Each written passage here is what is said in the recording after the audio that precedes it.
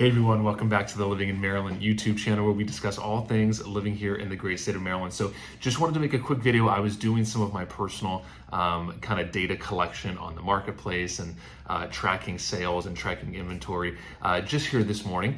And I just wanted to kind of pass along some of the info that I've been looking at and some of the things that I've been seeing in the marketplace. We're already now a month and a half, which is crazy, into 2026, and just wanted to give you a quick idea and synopsis of what we're seeing here in the Central Maryland real estate market. So let's jump on in. So here's what we're seeing kind of at a pretty high level. We are seeing, again, units sold on the decline. So this is something that we've been seeing year in and year out ever since maybe in the last 2.5, 3 years, ever since the Federal Reserve started tightening again. So we're seeing less and less people list their home, less inventory, and that's yielding less overall transactions. So we're seeing that again, which is something that is not surprising, but just wanted to let people know. So what does that mean?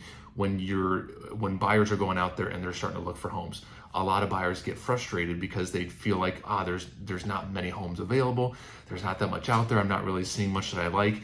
This is kind of the product of that. So when you have overall affordability concerns, whether that's from sellers feeling like they can't sell their home because they can't go afford to get the next home, or they don't see anything they like, so it's keeping a lot of people just sitting in their home. And the people that are selling, in general, right, there's always exceptions, but the people that are selling right now are people who feel like they have to.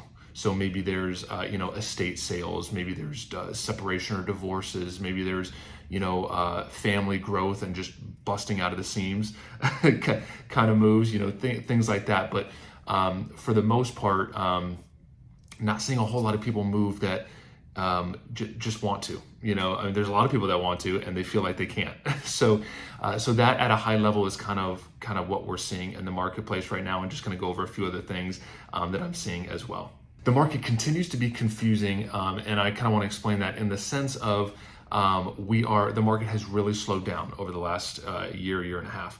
And if you kind of ask a lot of people, a lot of realtors, the general consensus is it feels like we're in a buyer's market. It's weird that the numbers still say we're technically in a seller's market. In Maryland, we are at a 2.1 months of inventory. So again, that's our absorption rate. So how quickly are homes coming, or how quickly would all existing homes on the market at this moment, how quickly would they be gone and sell and be unavailable to the marketplace?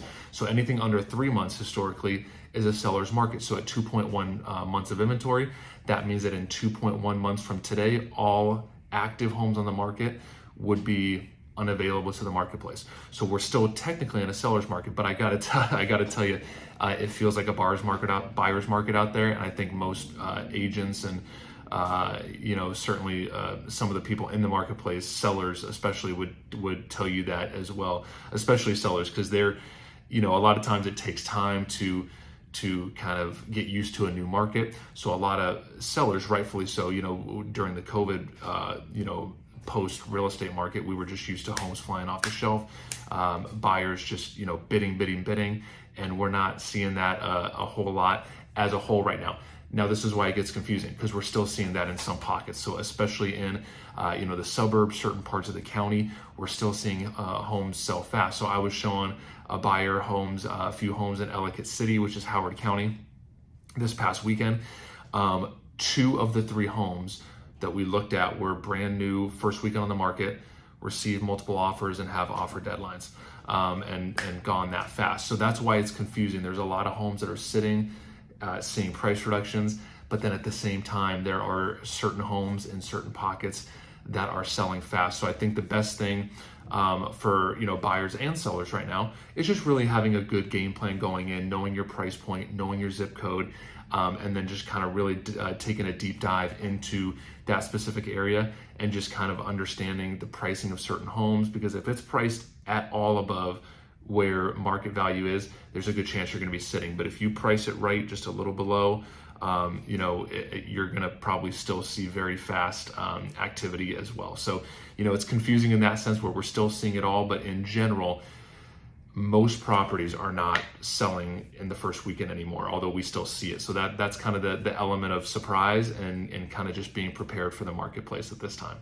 The other thing that we are now seeing is days on market, the highest that we've seen it in the last several years, ever since COVID for sure. So we're at now median days on market of 29 days. So almost we can round up and call that a month. I mean, that's crazy. During the COVID times, we were seeing that number around 9, 10, 11. So that number has definitely tripled in the last 2.5 years. So it is, the real estate market never changes on a dime. It always happens, slowly. But over the course of 18 to 24 months, we have seen pretty significant change in that sense. So like I said, there's certainly homes in certain pockets that can sell fast. So if you are a motivated, serious buyer, that's something you want to be prepared for.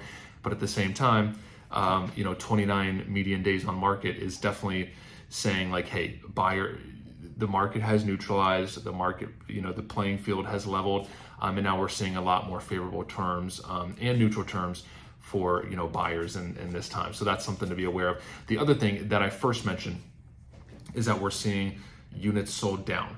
So when units sold are down, again, it's just pinching inventory. There's less options available for buyers out there, and that's yielding less overall sales. So just wanted to paint one last picture here is 2 short years ago, in between that 2 to 3 years ago, we were seeing anywhere between 3,500 and 5,000 monthly sales in Central Maryland. So this is data that I track specifically outside of the Realtor MLS.